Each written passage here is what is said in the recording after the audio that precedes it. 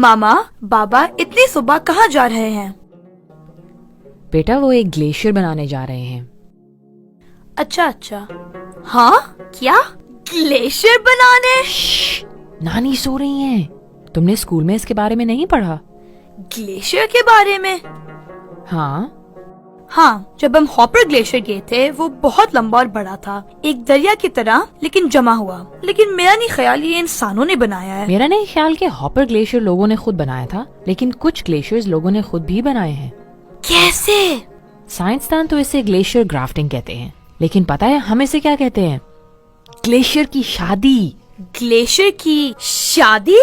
हाँ, ग्लेशियर की शादी। तुमने उन लोगों की टोकरियों में बर्फ देखी है? असल में उन्होंने इसे एक ग्लेशियर से उठाया है और अब इसे ऊपर किसी जगह पर रखने जा रहे हैं जहाँ इन्हें लगता है कि एक ग्लेशियर बनाया जा सकता है। जब वो उस जगह पर पहुँचेंगे तो वो कुछ मंत्र पढ़ेंगे। मंत्र पढ़ेंगे? हाँ, नए ग्लेशियर की पैदाइश के लिए।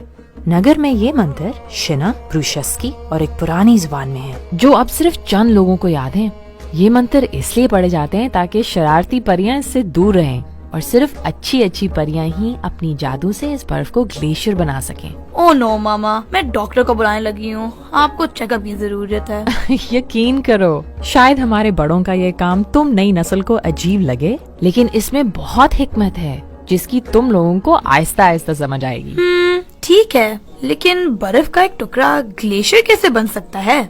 अगर बर्फ ना पिघले तो वो टेम्परेचर की कमी को बरकरार रखने के लिए मजीद बर्फ लाते रहते हैं, और अगर ये सारी मिल जाए तो ये वाकई बढ़ने लगती है और जल्द ही वहाँ एक ग्लेशियर बनना शुरू हो जाता है। मगर इसे शादी क्यों कहते हैं? देखो, जिस तरह तुम्हारे अब्बू और अंकल्स यहाँ कर रहे हैं, एक दूसरे गांव में भी इसी तरह कुछ और अंकल्स एक दूसरे ग्लेशियर से बर्फ ला रहे हैं, एक मादा ग्लेशियर से। इनको उम्मीद है कि बर्फ के ये टुकड़े हमारे इन टुकड़ों के साथ मिलकर बढ़ना शुरू हो जाएंगे। कुछ दिनों और महीनों तक अगर ये इसी तरह बढ़ते रहे तो ये एक दूसरे के साथ जुड़ जाएंगे और एक बड़ा ग्लेशियर वजूद में आ जाएगा। इसे हमारे बड़े ग्लेशियर की शादी और साइंसदान ग्लेशियर ग्राफ्टिंग कहते हैं। वाह, नगर तो इंतहाई दिलचस्प है।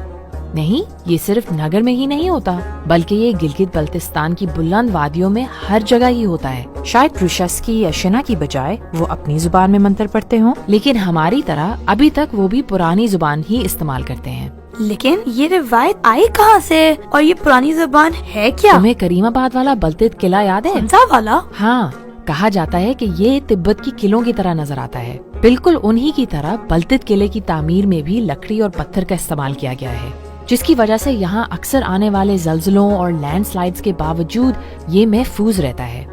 यहाँ तक कि सबसे ऊपर की चोटी भी तिब्बत के बौद्ध मजहब के मंदिरों की तरह नजर आती है। लेकिन कैसे मामा? तिब्बत तो हमसे बहुत दूर है। अब शायद ऐसा लगता हो, लेकिन सल्तनते तिब्बत के दौर में बहुत से फनकार और सय्याह तिब्बत से इस जगह आते थे जो बलतित किले जैसी इमारतों पर अपना असर छोड़ गए। कुछ लोग कहते हैं कि सल्तनते तिब्बत से ताल्लुक की बुनियाद पर ही गिलगित बल्तिस्तान में इतने मुख्तलिफ गिरोह हैं जिन्होंने जदीद साइंस की मदद के बगैर ग्लेशियर ग्राफ्टिंग जैसी रवायात को बरकरार रखा। वो अपने मंदिरों में जिन पुराने अल्फाज का इस्तेमाल करते हैं वो तिब्बती जुबान के ही हैं। ये तो बहुत जबरदस्त बात है। काश मुझे स्कूल में भी इसके बारे में बताते। बिल्कुल, हमें अपना सकाफती इल्म और दानाई अपने क्लासरूम्स तक लानी चाहिए ताकि स्कूलों और कॉलेजों में तुलबा और इसातिज़ा हमारी सकाफती, समाजी और मुआशी रवायात को समझ सकें और इस पर फख्र करें। तुम्हें नहीं लगता कि अगर ठोस, पानी और गैस को ग्लेशियर्स के जमने और पिघलने की मिसालों से समझाया जाए तो साइंस की क्लास ज्यादा दिलचस्प हो सकती है? हमारे पास अपनी जमीन, अपने आबा अजदाद, अपनी रवायात, अपने माहौल और एक दूसरे से सीखने के लिए बहुत कुछ है, और इस इल्म को सीखने और फैलाने की बेहतरीन जगह स्कूल है। सकाफती इल्म और जगह पर पाए जाने वाले हर पेशे और शोबे की बुनियाद है। किसान अपने खेतों में, प्रोफेसर्स अपने कमराए जमातों में, साइंसदान लेबोरेटरी में, और सब कहीं न कहीं इसे इस्तेमाल करते हैं। वाह मामा, इसका मतलब है सकाफत और तालीम दो ग्लेशियर की तरह हैं, जो अगर इकट्ठे रहें तो मजीद बड़े और मजबूत हो जाएंगे। हाँ बिल्कुल। अब दुआ करो कि ये ग्लेशियर बढ़कर बर्फ का एक बड़ा पहाड़ बन सके।